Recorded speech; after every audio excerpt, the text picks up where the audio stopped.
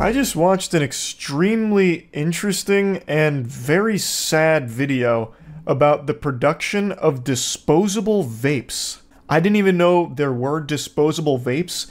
That just sounds like it opens up a whole can of worms, just a plethora of issues. That is just the biggest middle finger to Mother Earth I could imagine. But anyway, the video comes from a YouTube channel named Machina. And there's one position that gets highlighted that blew me away.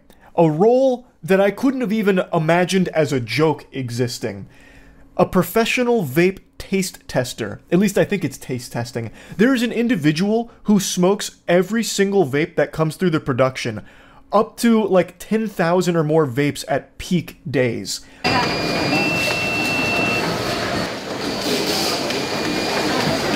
So this step kind of blows my mind. Our friend here is testing each one of them. I'm not sure if it's for taste or volume or I'm not sure precisely what. I'm also curious if he is inhaling or if it's like a cigar, just quick taste test and exhale. 这些都没问题吗？你一天大概能测多少个？一天大概要测平均7、8千吧。7、8千，多的时候呢？多的时候就1万多。 This dude's eating the vape Logia devil fruit here. His whole body has become vape smoke. He's like a real-life smoker from One Piece. That is absurd. I don't even know when oxygen has a chance to enter his lungs here. Like, there's only a brief respite between smoking 50 vapes per batch there, writing it down, and then getting the next batch of 50.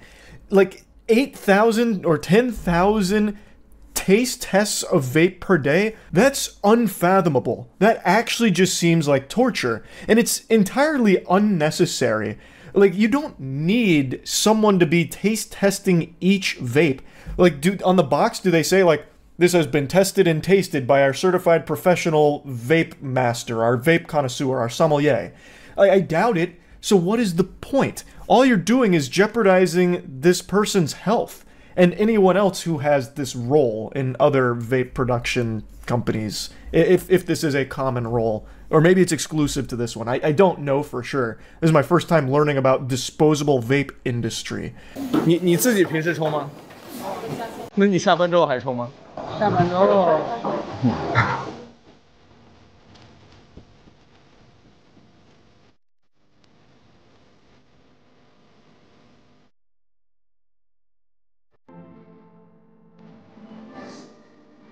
Even after huffing thousands of vapes per day, he still vapes after work, just for the love of the sport. Not even on the clock for the job. He just still vapes.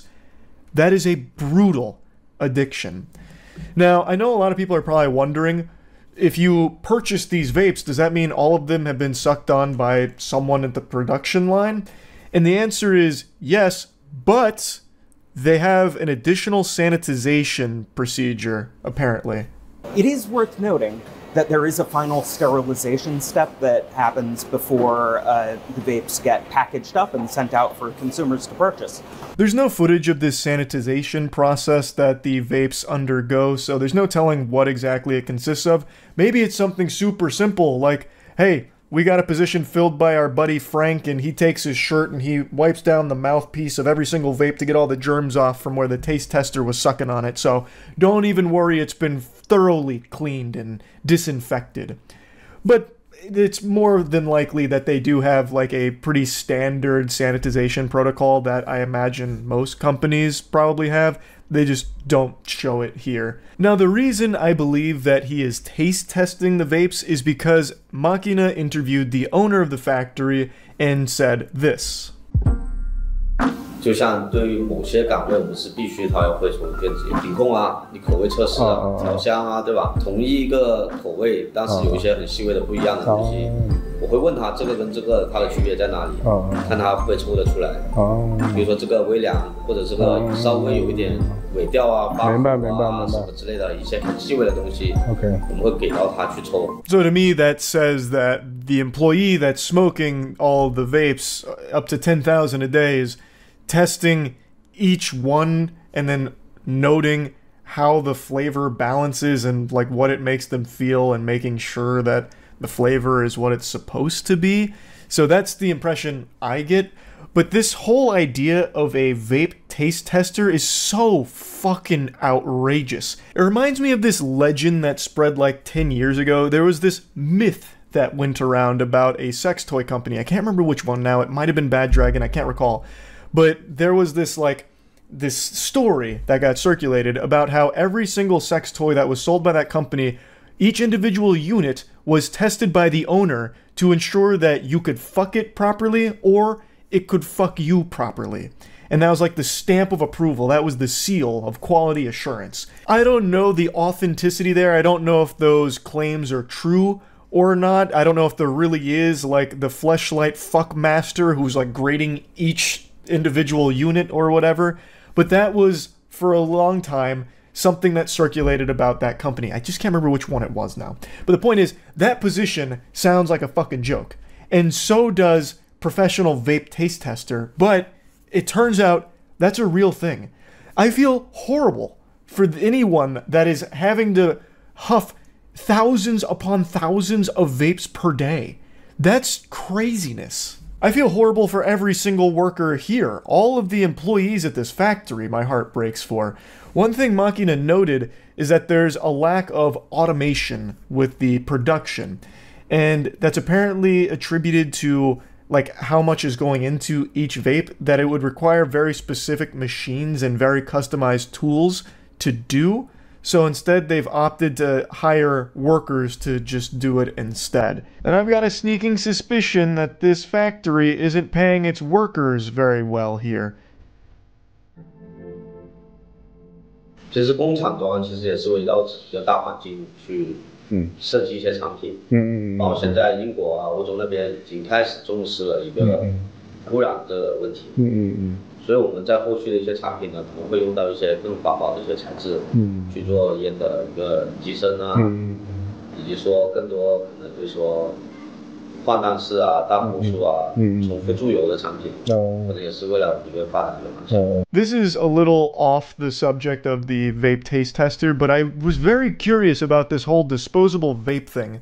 So Machina did ask the owner the question about the environmental impact of disposable vapes. And it starts talking about like, well, maybe in the future we'll start having like refillable products or using more environmentally friendly products. Maybe I'm just senile on the crazy pills, but I was under the impression that all vapes were already like reusable and refillable products. Like you had to go out of your way to make them disposable. So you're just kind of going backwards. It should, like, in my opinion, it should have never been disposable in the first place. Of course, I'm no expert here. My only experience with vaping is when I did it for a video like 5 years ago when I was trying vaping trick shots, where I was like smoking vapes in all kinds of different fashions through all kinds of different apparatus and doing all kinds of different gyrations and movements and trying to make smoke tricks out of it. I'm not an avid vaping enthusiast or anything, but I was under the impression that a big selling point of vapes is how you could just have one vape for a long time and you don't need to just keep going out and buying cigarettes or something. You could just like keep refilling the vape. Maybe I'm totally wrong though, but anyway, I just wanted to talk about this a bit. That's it. See ya. I just learned about a job that I would have never imagined would actually exist, let alone be successful. A baby name consultant. That is a real profession right now. Some expecting parents aren't coming up with names on their own. They're hiring baby name consultants. Can you believe such a thing exists? Some parents turning, unbelievable, to naming consultants on platforms like TikTok to help them find the perfect fit. The baby naming industry has sort of blown up. Colleen Slagan owns Naming Baby. She charges between $250 to $400 for her consultations, and business is booming. Charging $250 to $400 doubloons for some names. I spit that shit out for free every time I create a character in Dark Souls. I love how she refers to it as a baby naming industry. They found a way to monetize just giving name suggestions. You can do that for free. Like, ask ChatGPT if you really get desperate, or you can just Google names right now and get an infinite list of it without paying a penny. To pay hundreds of dollars for a list of names is absolute insanity to me. She justifies it by saying she spends hours on personalizing and customizing the suggestions. So for $250, you get 10 suggestions. For $400, you get 30. And from what I've seen, her suggestions are just normal names. It's not like she's creating fucking brand new vocab words here. She's not speaking in the language of the gods or anything, bestowing upon your newborn this powerful title or anything. It's just like standard names like Olivia or Liam or Phil. Like, it's nothing crazy. Like, yes, she'll like personalize it based on some of the things like the couple will say to her, like, hey, my wife really likes flowers and I really love boar's head pickles. And then she'll come back and be like, okay, well, name your daughter Daffodil or Sprout or Sunflower. And you can name your son Dill. Like, it's nothing super interesting or unique, and it's certainly not worth hundreds of dollars. Why is a name so important? You know, it's the first choice you're making as a parent. It's the first sort of piece of identity you're giving to your child. And a lot of parents, like, they're looking for something really specific. Obviously, a name is extremely important, but I feel like I'm boofing crazy pills here, because why would you be paying hundreds of dollars for someone else to name your child for you, basically? They are basically the ones that are just giving you this list that you choose from, and you probably feel obligated at that point, since you spent money on it, to just settle on one of those names. That doesn't seem like a recipe for success. Holly and Eric Stein own a postpartum meal delivery service and are expecting baby number 3 at the end of August. I don't think I even knew something like this existed. They've been struggling to find a name that will sound good with their 2 kids, Rory and Blair. They hired Colleen and now have a top few to choose from, but are waiting until baby's arrival to make a final decision. It was obvious that she had put a lot of thought into this, and they all went with the vibe that we were looking for. At the end of the day, it's their money. They can throw it in the toilet however they want. I'm not going to break into their house and slap the dollar bills out of their hand before giving it to a baby naming consultant or anything. But to me, it just seems like a real symptom of how everything needs to be monetized, and that's becoming more and more normalized. How even something as simple as just name suggestions is all of a sudden a massive business at this point. That's just so fucking dystopian to me. I'll go ahead and break the magician's code here and reveal some great names for free. If there's any expecting couples out there, please feel free to use these. There's no royalties on them, copyright free, no trademarks. A name that I've been really defaulting to recently is Jerichomo. It's a name that's derived from a very strong source, my buddy Aaron. He came up with this name and I think it just sounds really fucking cool, so I think Jerichomo is a really great choice. Another one that I've always really appreciated is Avagantimos. It was a name that I came up with on the spot a long time ago when playing a horror game called Penumbra, which could also serve as a cool name. Penumbra sounds awesome. It's like a cool Pokemon, you know? But yeah, Avagantimos makes it sound like some kind of ancient gladiator. There's also Geth, which I think is a really cool sounding name from Mass Effect. If you've played Mass Effect, that name will have even more meaning for you. Mass Effect 3's base ending was absolutely atrocious, but it doesn't mean that the name Geth is sullied in any way. Plus, the DLC did help with the Mass Effect 3 ending anyway, so Geth could be a strong option. There's also Glarb, which is a frog in Magic the Gathering from their new set Bloomburrow, and Glarb sounds great. There's Bilgist, which is something I made up right now, and I'm recognizing that that's probably not a strong choice. Your kid will absolutely be subjected to bullying and being made fun of for that, so don't go with Bilgist. But all the other options I listed, those are cool, and I didn't charge you a penny for those. She provided examples on her website about how a consultation kind of goes, so after you fork over a few $100, this is kind of what you can expect. You'll send her a message kind of going over the situation, all of the lore. So in the example here, they explain that they're not loving any of the names they've brainstormed for baby number 2, the sequel. They have a daughter named Lola. There's a couple names they're considering, like Killian, Otto, Merrick, etc. And for the most part, they're not nickname people. They kind of want more uncommon names. That's basically the gist of it. Colleen then takes in all this information and starts computing. She gives her opinion on the names they're considering, as well as giving them her impression of their style. So she says their style feels very vintage, timeless, and ahead of the trends, and that she gets a guy in the beanie at the coffee shop, old soul kind of vibe. Which honestly almost sounds like an insult. Those sound like fighting words. I'm surprised an argument wouldn't break out in this example here. Like, what do you mean? That's not my vibe at all. But then she gives her perspective on the names that were vetoed. And all in all, it basically just kind of plays out like taking an old BuzzFeed quiz. Like, it doesn't really have anything super useful here. It's just her kind of just saying about the names and the impression she gets. Then she gives her name suggestions, and I'll go over a couple of them. So she said that the common denominator between all of their names is that they are uncommon. So she tried to keep that in mind and then came up with Jennings. I'll go ahead and take the liberty of vetoing that one on behalf of the couple. That feels like it's the polar fucking opposite of the vibe they were looking for. Jennings sounds like a butler. That sounds like someone Bruce Wayne would have hired for a minute if Alfred went on vacation. She then goes on to try and explain why she came up with that name and says that it feels related to Jameson but a little more unique and a little less preppy. Completely disagree. That sounds like one of the preppiest names you can have. She then says that she thinks Lola and Jennings both have the cool factor and make a great sibling set. Whatever that mumbo-jumbo means. Her next suggestion was Briggs or Brig. She then says that it's another surname that reminds her of Banks, but a little less Mighty Duck. It feels like a fresh take on Brooks, which is getting quite popular.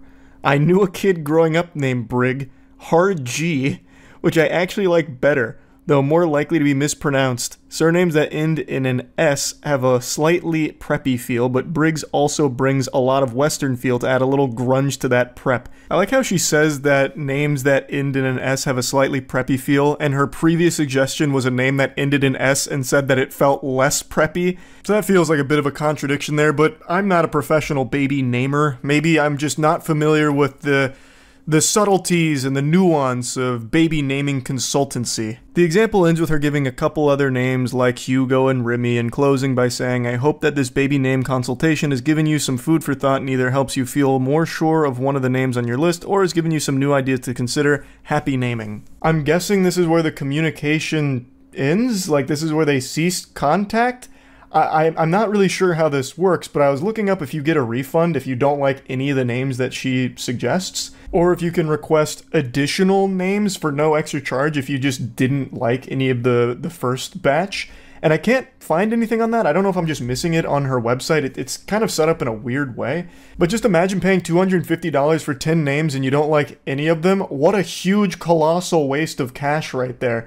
I feel like you should be able to give your input on it and see if like maybe you two can come together and iron out like the perfect name. Because hoo-wee, if you're paying $400, I would expect that you and Colleen here would really work hard to pinpoint that motherfucking name. That's a lot of money to get suggestions that maybe you don't even like. So I can't find any information on what happens if you don't like the names, but I still think that this job is such a weird one.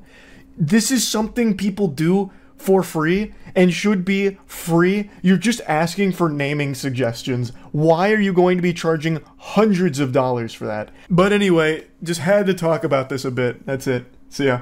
Lying on a job resume or bluffing your way to a job that you have absolutely no idea how to handle isn't the most uncommon thing in the world. My favorite example of this is George Lazenby, who played James Bond for a single movie.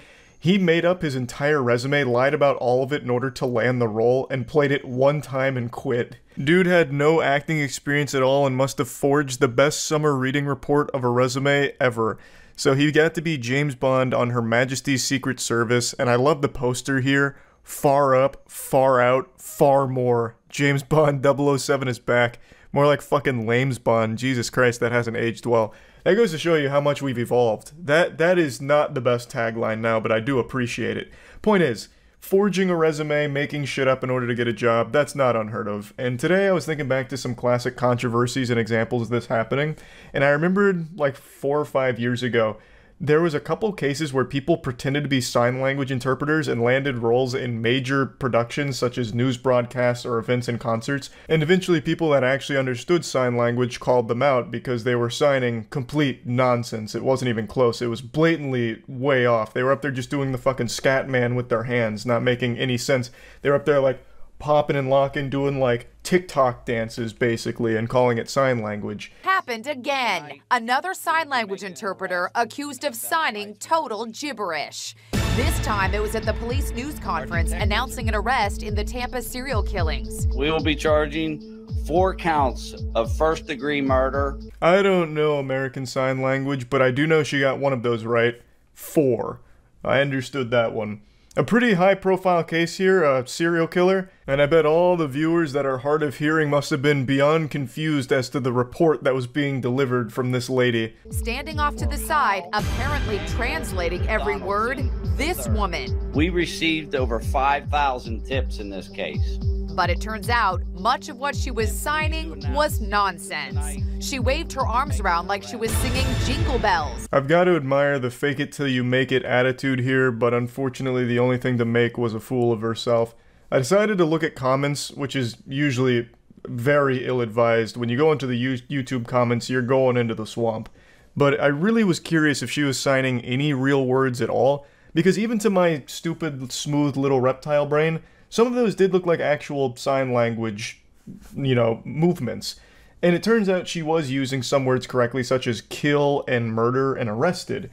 However, most of it was gibberish. Most of it was just actual mumbled nonsense. So when she was doing all that stuff with her, fingers, none of that was real.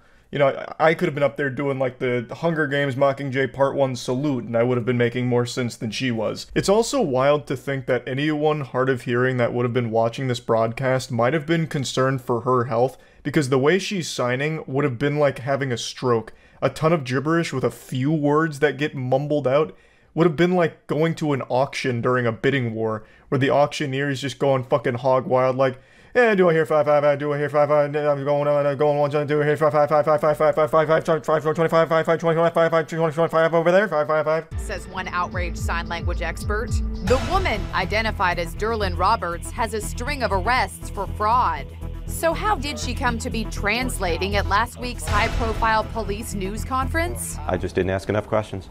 I love this section where he just kind of pops in like, yep, it was me. I'm the fucking idiot. I did it. Like, he's just very upfront and honest, like a parent that caught their kid stealing a cookie from the cookie jar and just folding, like, no, it was me. I did it. It's my fault. I'm the dummy. Point and laugh at me, shoot your spitballs at me. I know. It was me. Also, at a certain point, I just have to admire this lady's grind. She was born for one purpose. Trolling. Like, her whole life has been nothing but fraud, and she still continues to go down that path. And she wasn't even getting paid for this, by the way. She did this just for the love of lying. So she had no experience signing, she also had a history of fraud, and still landed the biggest sign language interpretation position of that year. This serial killer broadcast was a huge one. I remember this vividly.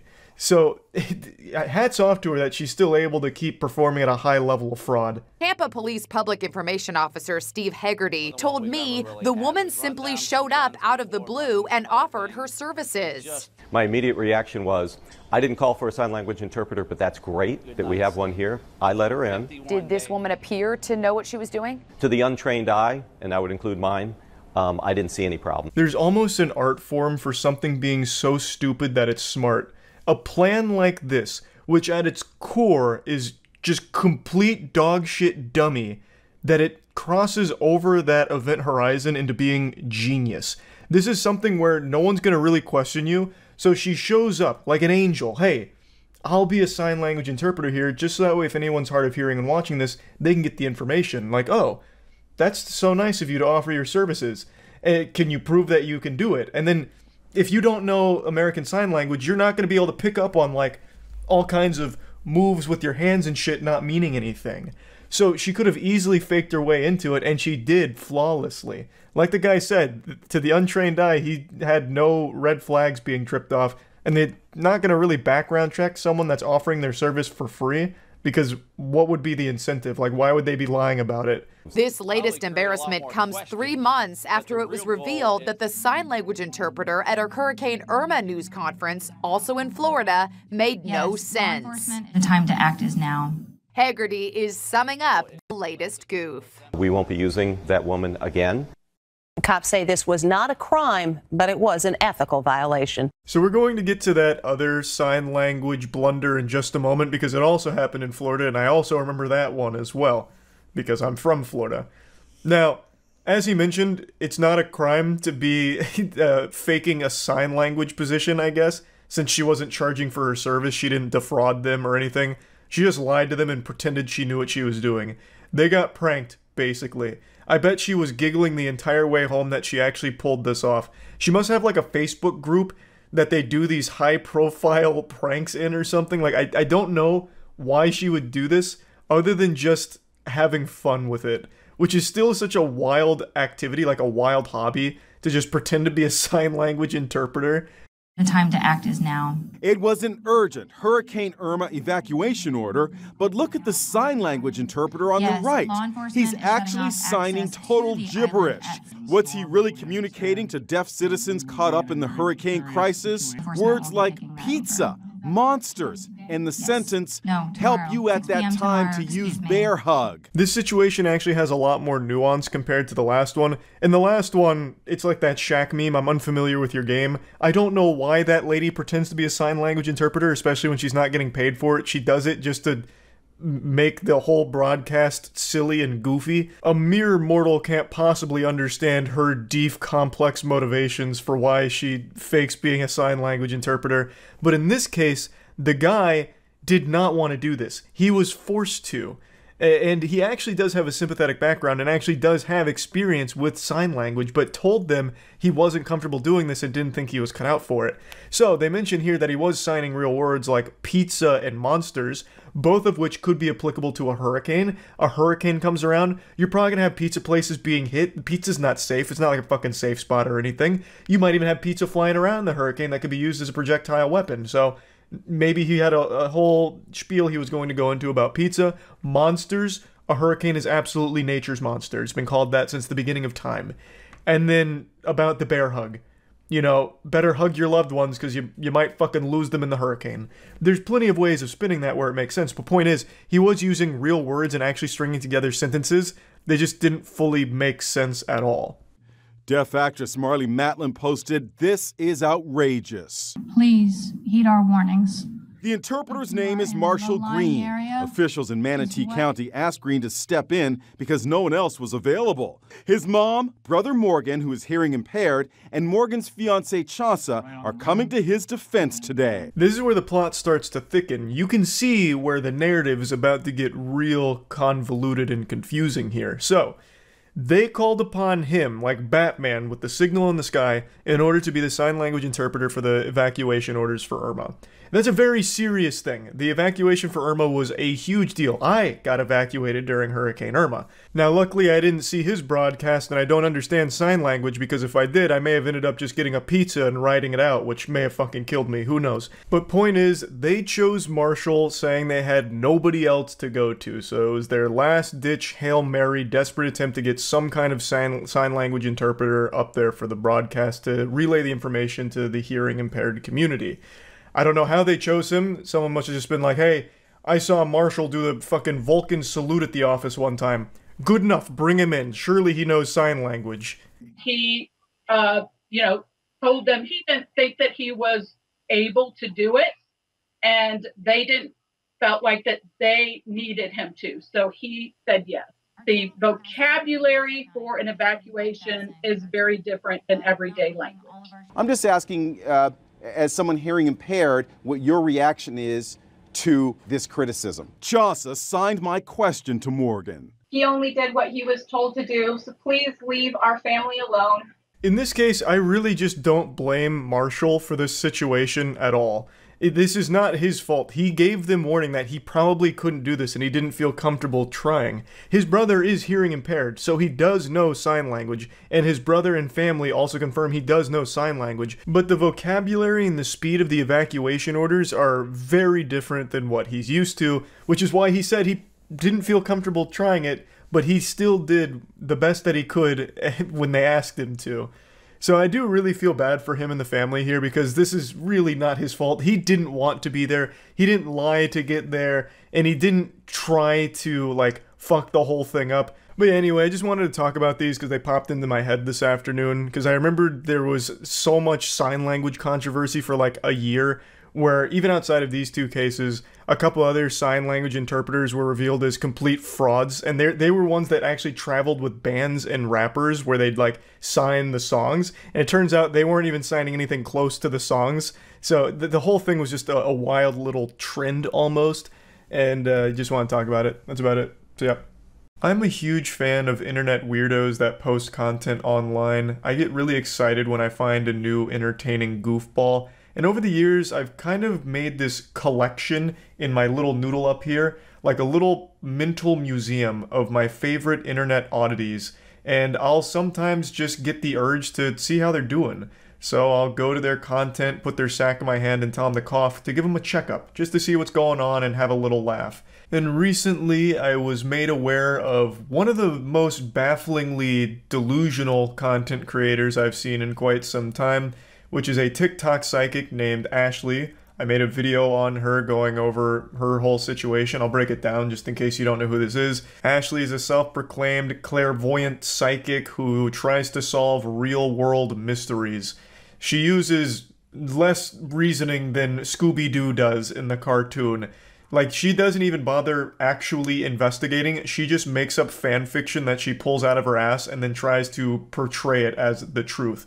So she recently made like 100-something TikTok videos accusing a woman named Rebecca Schofield of being the person responsible for the murder of 4 University of Idaho students. This is a complete baseless claim. She used tarot card readings as well as her own patented method of tapping into the universal consciousness, surfing the cosmic vibes of astrology or whatever, and accusing Rebecca Schofield relentlessly of being the murderer. She's now being sued for this because, as it turns out, Rebecca Schofield is completely innocent. It seems Ashley is going to need to spend a little more time mastering the avatar state to get the proper information, because here's the main suspect, Bryan Kohberger. Now, even if it somehow turns out by a crazy plot twist it's not Bryan, even though there is a ton of fucking evidence behind it being him, it is still 100% not Rebecca Schofield, as Ashley has claimed hundreds of times now. Now, you would assume that a rational person, after being sued for defamation for accusing an innocent woman of being a murderer, and the most likely real murderer being arrested, you'd think that she'd then be like, yep, looks like I was wrong, this is a big boo-boo from me here, sorry about all that. The natural next step would be apologizing and trying to move on from it, backpedaling like, looks like I made a mistake, the spirit realm was, you know, the Wi-Fi signals were blocking it and I didn't have my shungite around me. But in the case of Ashley, you'd be wrong, because she commits even further to the delusion, and even after the threat of being slapped around legally, she is still maintaining that she's correct and everyone else is wrong. I'd like to show you some of these TikToks, and I already did talk about some of these in the last video I made, but I actually want to bring this out to a bigger topic, and that's people's inability to accept responsibility even when faced with the absolute truth.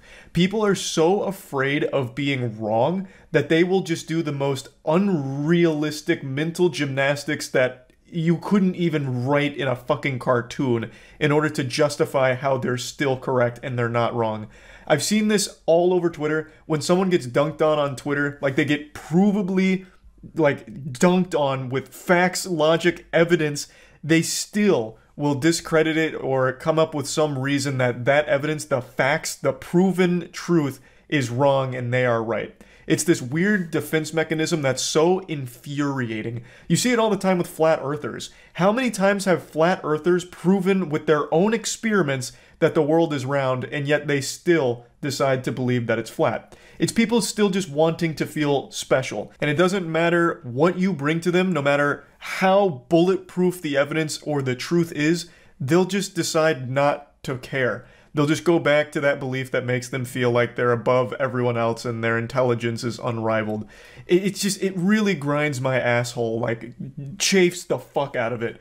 I went on Ashley's TikTok today because I thought it'd be fun just to have a little giggle. But as I watched her videos, that smile quickly turned to a frown, and I just got so frustrated listening to her try and justify how she's still right. Also, let's pay attention to the statement the University of Idaho gave regarding the lawsuit that Rebecca Schofield has against me, but also the accusations that I made that she was the one who ordered and who is responsible for the murder of the 4 University of Idaho students. It says, while this lawsuit is a private matter, U of I does not condone spreading false information and find this particular allegation to be one of the worst we have seen. That sounds reasonable. Straight and to the point. This is false information and some of the worst we've ever seen. Also, the fan fiction she's writing is absolute garbage and fucking trash. She should stop trying to write these erotic novels that she's cooking up here and trying to pass it off as real evidence in a legitimate murder where 4 students lost their lives. She's trying to capitalize off the death of these 4 students for her own clout. So there was a lot more they could have said to really just, drive the nail in, but they made a very generic boilerplate response that still just kind of covers this, like, the whole situation. They've made it clear that they do not condone the spreading of false information. That's one. And for this one, they believe that the allegations I've made is the worst they've seen. Let's pay attention to what they didn't say, which is they didn't say that they agree that Rebecca Schofield didn't know these students. They didn't say that they agree that she didn't teach these students. And they didn't say that they agree that she didn't advise or mentor any of these students. This statement is carefully written, just in case she's guilty. Getting your arm caught in an escalator and having it crushed to fucking pieces in front of you would be less painful and less traumatizing than listening to her speak about this situation. I don't even know where to begin. Let's start with the obvious. What the fuck are you even trying to say? Here's their statement. But here's what's suspiciously absent from their statement. This is some stupid shit a 4-year-old would cook up in their head. You can actually make this argument for every statement ever. For example, with your own TikToks, you have not once said that you aren't the murderer. Should I start suspecting you as a culprit in this case, as one of the chief suspects? You've made hundreds of TikToks, and I don't think you've mentioned being innocent here. Where were you on the night of the murders, Ashley? It's very odd that you've chosen not to proclaim your innocence or mention where you were on the night of the murders. Now I'm starting to, furrow my brow a bit here and wonder, what's going on behind the scenes, Ashley? Why hasn't that been part of any of your statements? Peculiar, isn't it? They didn't address any of the brain-dead shit that you said in this TikTok in their statement because they didn't fucking need to. It's already been proven by law enforcement that you're just wrong on every single goddamn claim. It's a lot of people on YouTube, on the news and articles, the comments, TikTok videos, whatever. When the truth comes out and you see that I'm right, I just want you guys to leave that stuff up and stand on what you said. Don't delete it and try to bandwagon. Stand on it. Your arrogance makes me want to cry. Ashley, if anything comes out that's even remotely adjacent to you making a claim that's almost grounded in reality, I will actually shit my fucking pants. Of course I will keep it all up. For those that don't know, a bulk of her claims were about Rebecca Schofield and her internalized lesbianism, where she was an advisor or a mentor to one of the students and she fell in love with her, but this conflicted with her traditional values, and then the student, she was kind of old, and then, but what about Rebecca's husband? And she just made like a 50 Shades of Grey novel around real murders and blaming a real innocent lady for all of it. And not only her, she also throws another real person under the bus as a potential murderer here, talking about how they, fucking formed this kind of villain alliance here and hired assassins to take out the students. It's an unreal amount of garbage, and it actually does make me upset that she truly believes it so firmly. I took a nap. I tried to quit, but I can't quit. And I don't even want to cry here, but when I went to sleep, I had a dream. And in the dream, it was Kaylee's mom and Kaylee's dad. And I was by Kaylee's mom, and we were just crying. And that is so hurtful.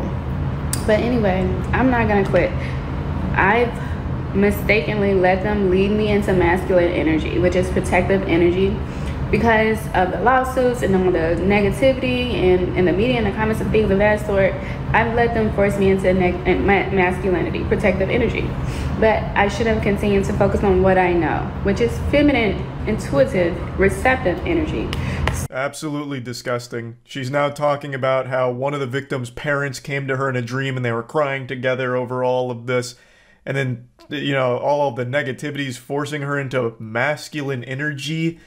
whatever the fuck that means. I did, however, get a laugh out of this whole like masculine versus feminine energy thing, as if it's just something that can wash over you because some people left mean comments or called you out on your bullshit. Like, damn, goodness gracious, I looked at a piece of wood today and the masculine energy nearly made me pass out.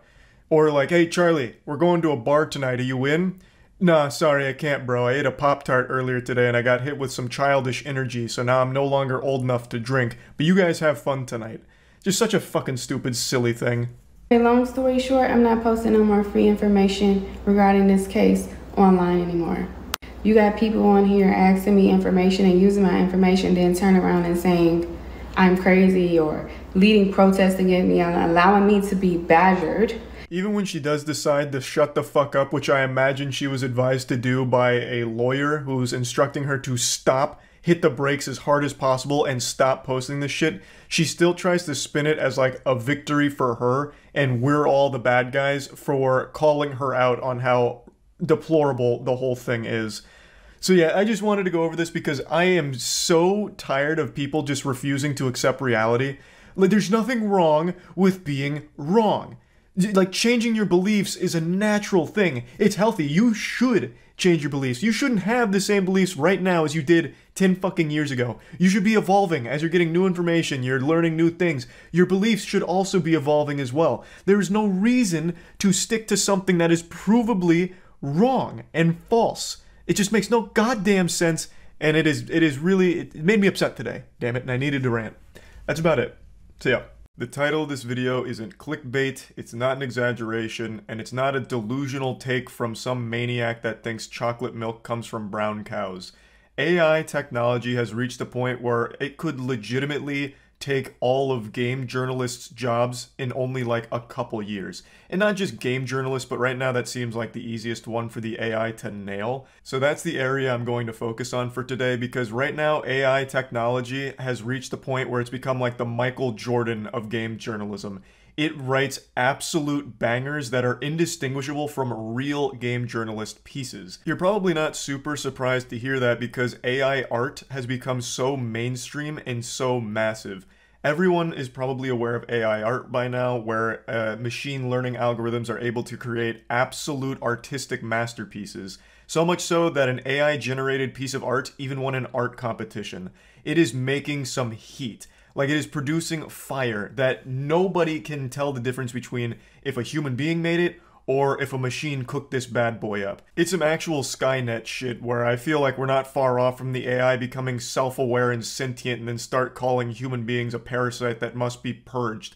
It's fucking wild. Like, we're finally living in that future that humans thought we'd be in back in the 80s. Like Jetsons shit. Now, of course, with artificial intelligence being in this state this early, it's got a lot of artists in particular very concerned about their futures, because if AI art is able to generate like perfect art within minutes compared to someone that'll take, you know, a long time putting like actual blood, sweat, tears, and cum into their piece, you know, sweating over it for like a week or so, it of course makes them fearful, because most people or companies will choose to just use AI art where it'll be like free or even just a small subscription in order to get all of the art they need, instead of actually paying for a person, like a human biological organism, to make the art for them. So it's a legitimate concern, and it is a pretty scary one for anyone in the art field.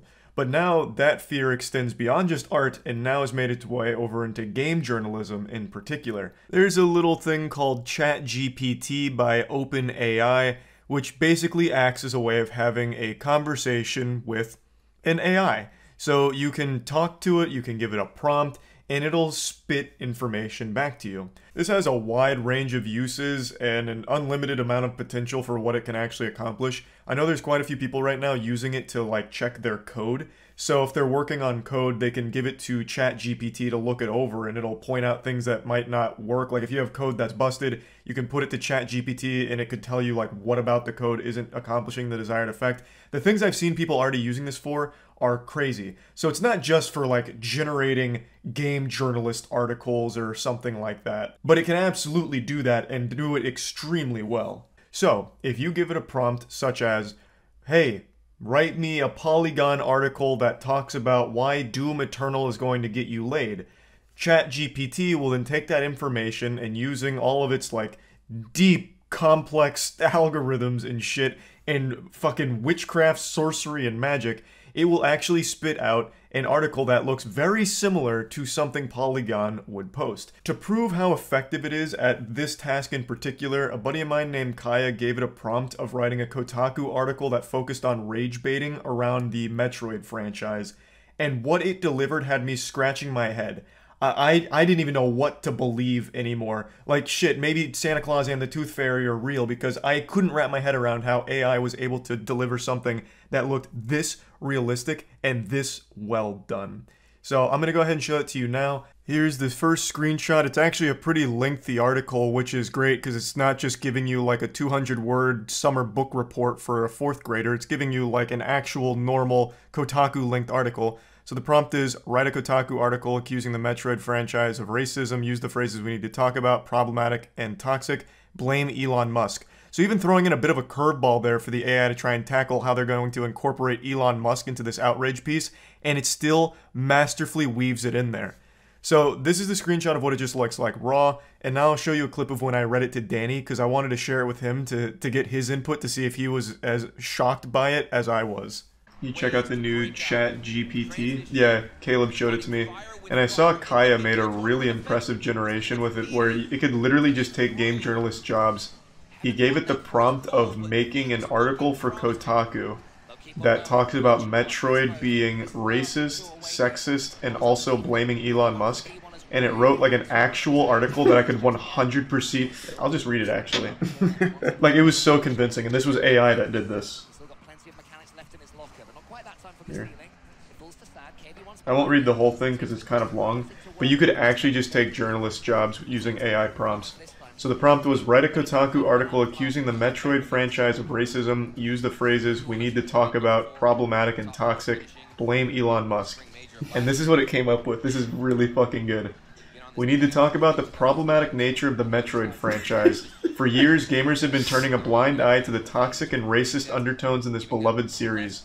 One of the biggest issues is the portrayal of the main character, Samus. Despite being a badass bounty hunter, she is constantly sexualized and objectified throughout the game. Yeah, it's so good. This is AI generated. In the original Metroid, she is often referred to as a lady or girl by other characters, even when she is clearly an adult. In later games, she is often shown in revealing outfits that serve no narrative purpose other than to titillate male players.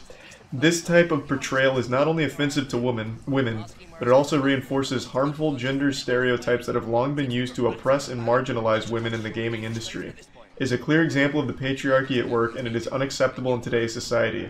But the problems with Metroid go beyond just the treatment of women. The series is also steeped in racist imagery and themes. The original game features a planet called Zedis. I don't remember how to say that. It's been a while since I played Metroid. I don't even remember that being a planet. Which is heavily inspired by East Asian culture. The planet's inhabitants, the Zebesians, were depicted as mindless drones who were easily defeated by Samus.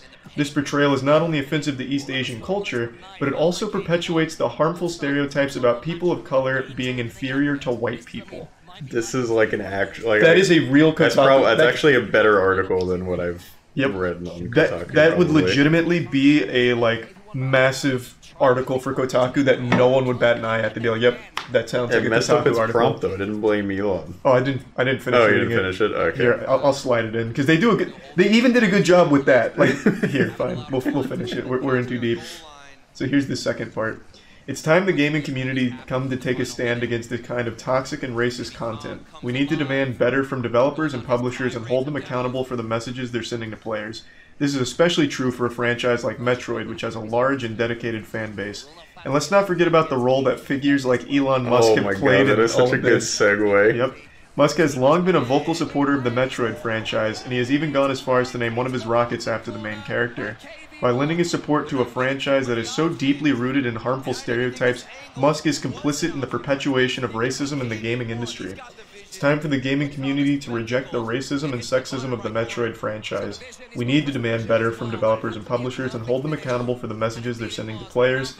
This is not just about one game series, but about the industry and culture surrounding it. Let's make sure that the gaming world is a safe and inclusive space for everyone. That is so good. Yep, AI generated. That is an AI generated Kotaku We should article. do 100% of Moist Esports press releases AI generated. That would be so fucking good. Someone in the comment to that made a really good point. Since all of journalism is freelance, like IGN made that Someone post. could actually just do that. Yeah, you could actually just farm them. Yeah. You could just, like, write these articles for free, just using ChatGPT, and just farm their $50 commission. It's a really good idea. That was really good. It is. Some game journalists out there should just start doing that because it's better than you. Actually, like, game journalism is just going to be obsolete now. Pretty incredible stuff. Artificial intelligence is developing at an alarming rate. It is just absolutely popping off and is constantly getting wilder and wilder.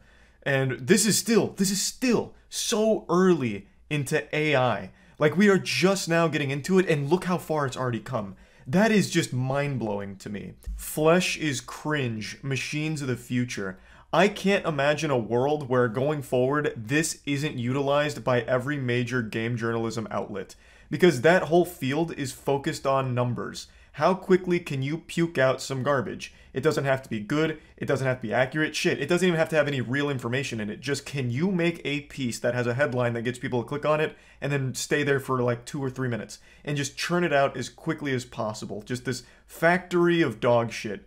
So, since it's just a quantity numbers game, you can do this endlessly for anything. There are so many pieces in the game journalism world where it's an article written about an absolute nothing burger that they try and serve up as an entree. Where it's like, I heard this in a game, and here's what I think it said. So here's 1,000 words about why, if it said what I think I heard, it's bad. Even though I've done nothing to confirm whether or not what I thought I heard is real, I'm still going to write about it, just to put that piece out there. That's something that Kotaku did a while ago, where they thought they heard a slur in Super Smash Bros. And wrote a whole piece about it.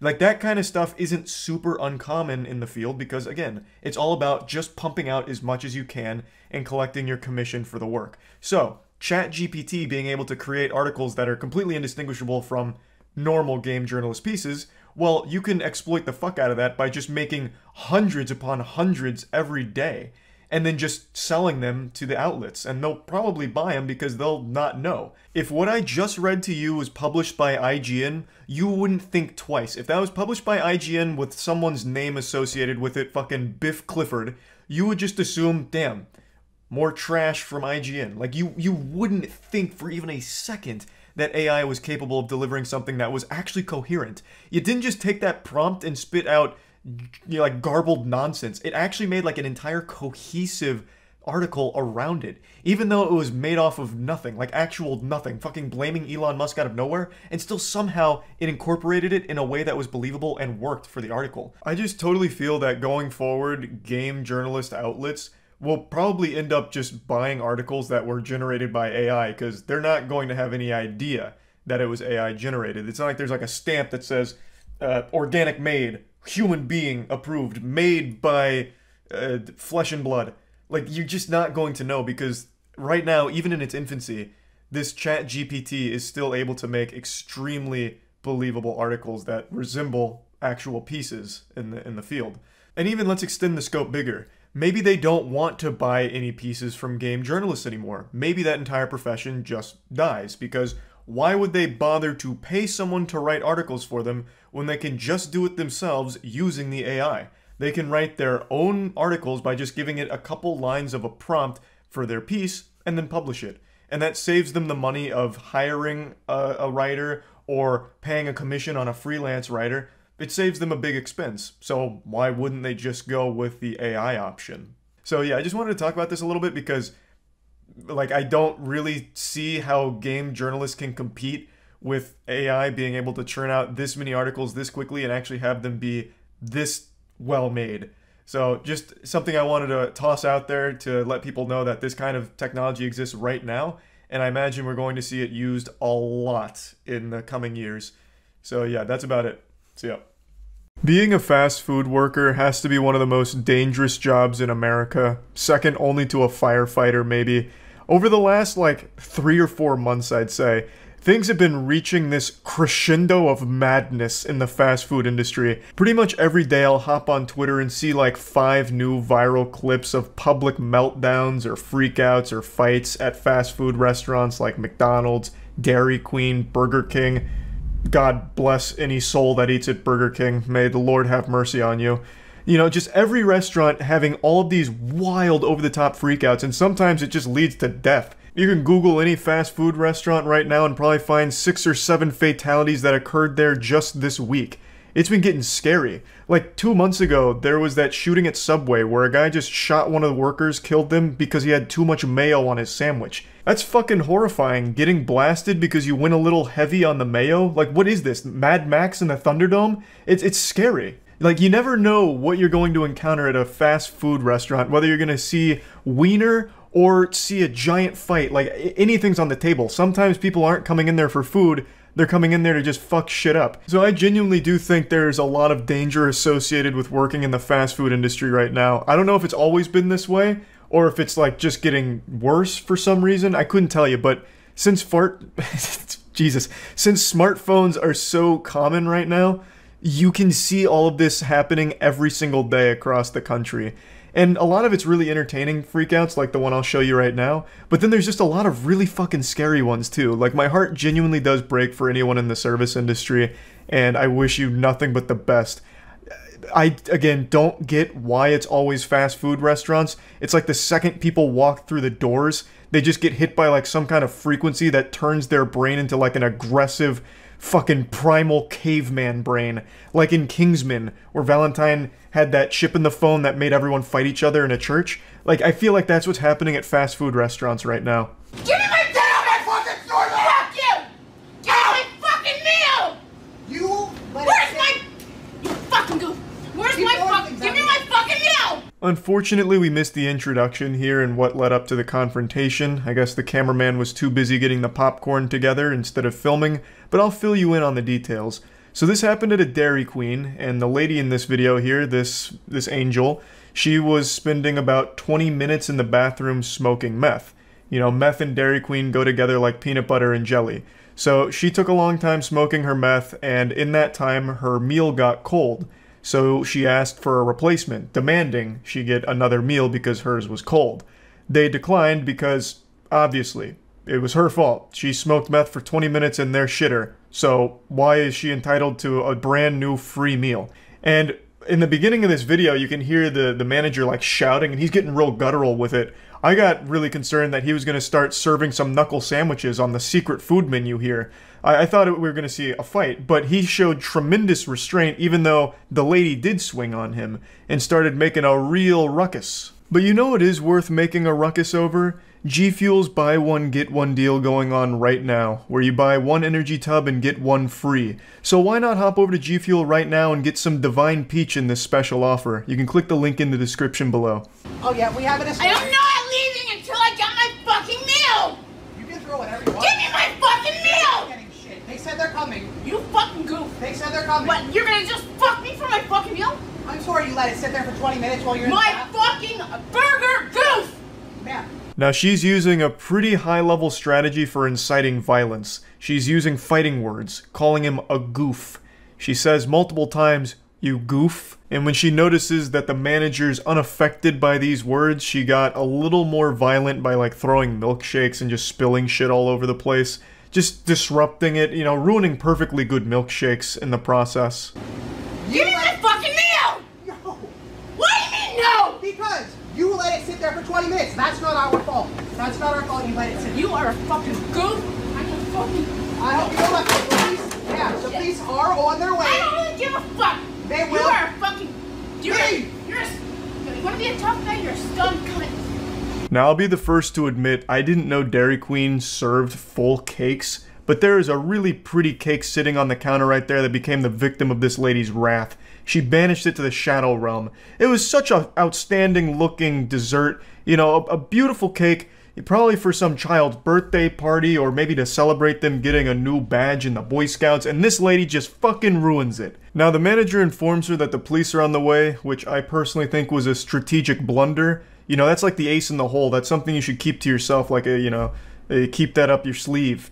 You know, keep her there, because now that he's informed her of it, now she makes, quick work of getting out of there. From what I understand, though, when the police do get called by a restaurant, they usually show up like an hour later. They don't take it super seriously. At least in most of the reports I was reading about these kind of situations, they're not super prompt in showing up, and when they do get there, it's already resolved itself and they don't do much for it. So it's usually just something like, if you're gonna call them, maybe let it be a surprise for the person you're calling him on, so that way they might still stick around for an hour. Like, I bet if he didn't tell her, she would have stuck around for another hour smoking meth, maybe like throwing napkins next once she ran out of milkshakes to destroy. He could have kept stalling her, at the very least, and then she'd face some kind of repercussions for this, but the video ends with her just leaving. I did! They heard you yelling! You're such a fucking loser! They heard you yelling! They Liar! said they're selling somebody you already immediately! heard that one too, you fucking repeato! I'm sorry that you went and smoked meth in the bathroom for 20 minutes. Leave our store and never come back. A lot of things can be said about this woman, not all of them positive, but I will give her one compliment. She is the queen of uncommon insults. Like, this is shit I would have never expected to hear during a heated argument. She calls him a goof, a loon, which, as I understand it, is like calling him crazy, which is a weird thing to be saying. Like, he's just kind of standing there doing his job. I don't know what he's done that's like crazy. And then she also calls him repeato, because he said the same thing twice. So I mean, she's got some zingers that she's tossing out here, some real humdingers. So yeah, that one was making the rounds on Twitter today, but I figured I'd give you a little bonus freak out, a little dessert.